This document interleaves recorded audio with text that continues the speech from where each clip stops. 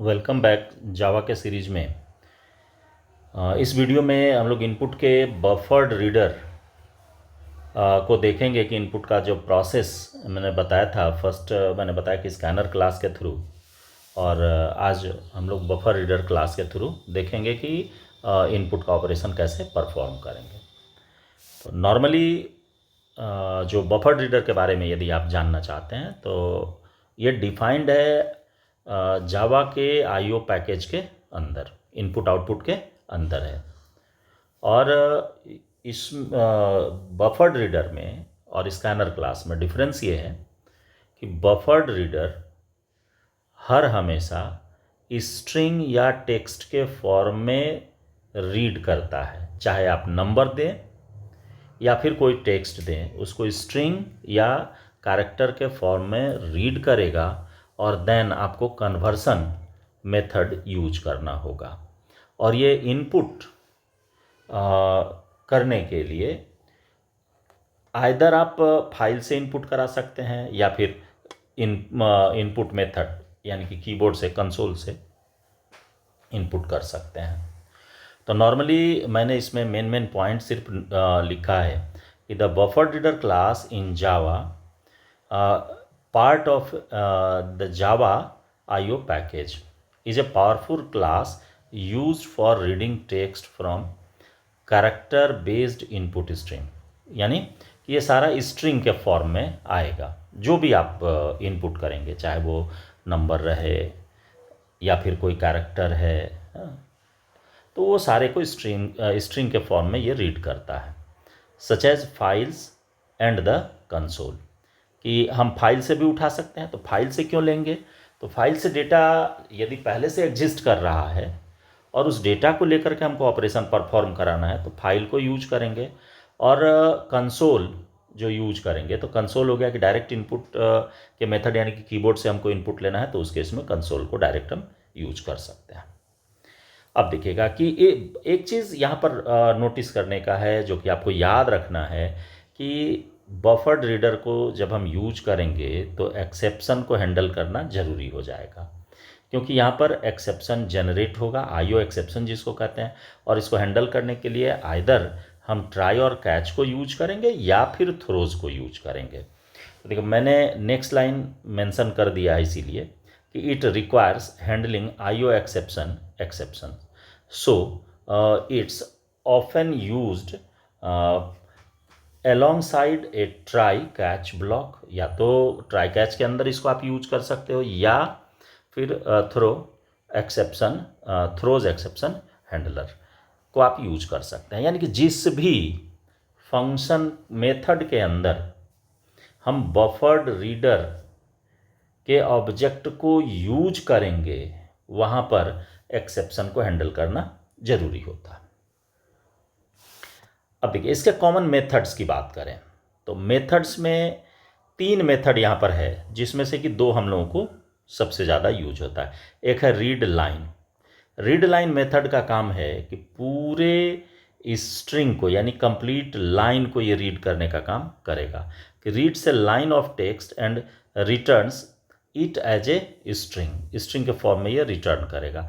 या फिर ये रिटर्न करेगा नल, कुछ नहीं होगा तो ये रिटर्न कर देगा null. When the end of the stream is reached, अंत में यदि चला जाएगा, कंट्रोल लास्ट में पहुंच जाए, एंड ऑफ द फाइल पर पहुंच जाए, तो उसके बाद ये रिटर्न कर देता है नल। और रीड जो करेंगे, रीड यूज करते हैं सिंगल कैरेक्टर को रीड करने के लिए। जैसे याद होगा, स्कैनर क्लास में हमने लास्ट में बताया था कि नेक्स्ट के साथ डॉट लगाएंगे और डॉट लगा करके कैरेट ऑफ 0 देंगे, लेकिन यहाँ पर हमको 0 देने का जरूरत नहीं पड़ता है। रीड से हम यूज कर सकते हैं, यानी कि एक कैरेक्टर को रीड किया जा सकता है। Read a single character and returns it as an integer और -1 if the end of the stream is reached. अंत में यदि पहुंच जाएगा, यहाँ भी जैसे यहाँ नल रिटर्न किया, चूंकि स्ट्रिंग का फॉर्म था तो नल रिटर्न किया, और यहाँ पर रिटर्न कर देगा -1 यदि एंड ऑफ द स्ट्रिंग पहुंच जाता है कंट्रोल तो।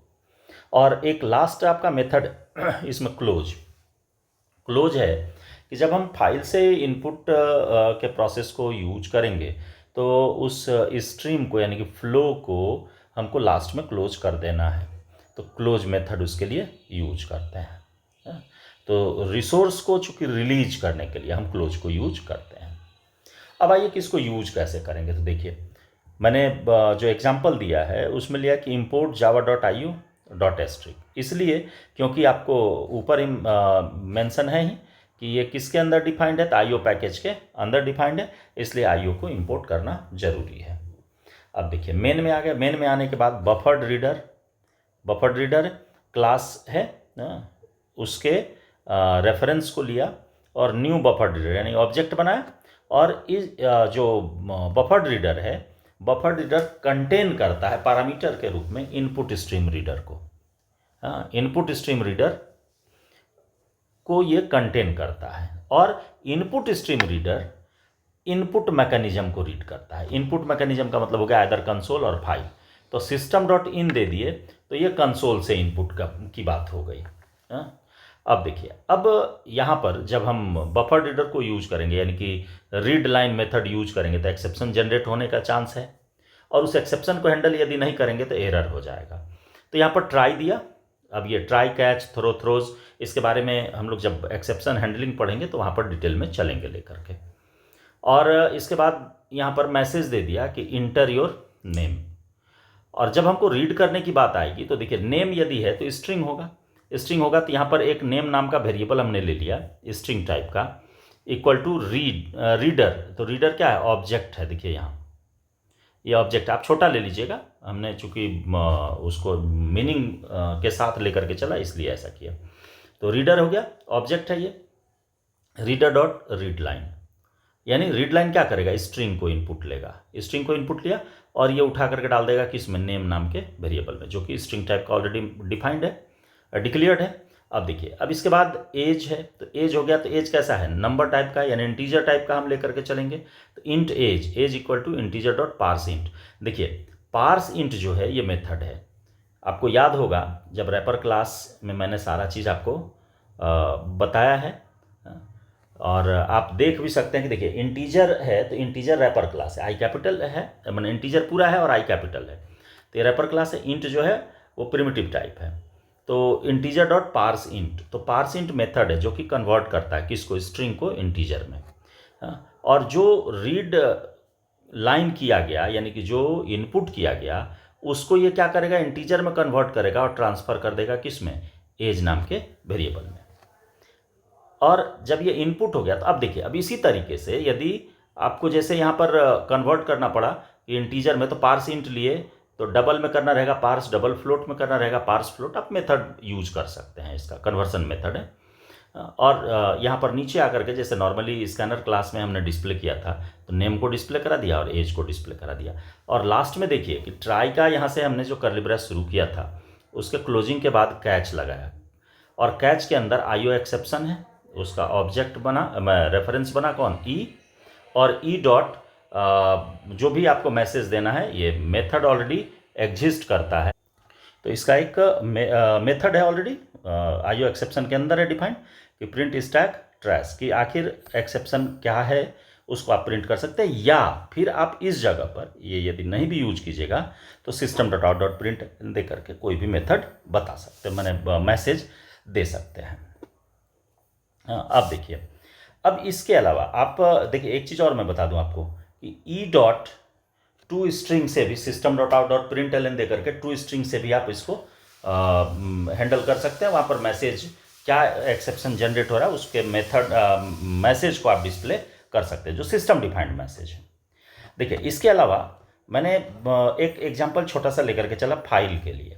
जैसे यहाँ पर मैंने बताया ना कि ये system डॉट इन है, तो system डॉट इन यूज हो गया इनपुट मेथड के लिए, यानी कि कीबोर्ड से इसको इनपुट करने के लिए यूज किए। और इसी को मैंने एक एग्जांपल दिया कि ऑलरेडी मेरा डेटा, देखिए सारा चीज़ सेम लेकर के चला, यहाँ मैं तोड़ दिया सिर्फ, हाँ, कि बफर्ड रीडर, फाइल रीडर और आईओ स्ट्रीम। आप सिर्फ आईओ डॉट एस्ट्रिक जो ऊपर वाले में मैंने किया वैसे भी आप लेकर के चल सकते हैं और अलग अलग भी आप कर सकते हैं, इसलिए मैंने इसको छोड़ दिया। अब देखिए इसमें क्या है कि मेन के अंदर आकर के आपका देखिए बफर रीडर सेम रहा, हाँ, और यहाँ पर जो बफर रीडर के अंदर हम लोग यूज कर रहे थे, यहाँ देखिए आप ध्यान से थोड़ा सा देखिएगा, बात समझ में आ जाएगी।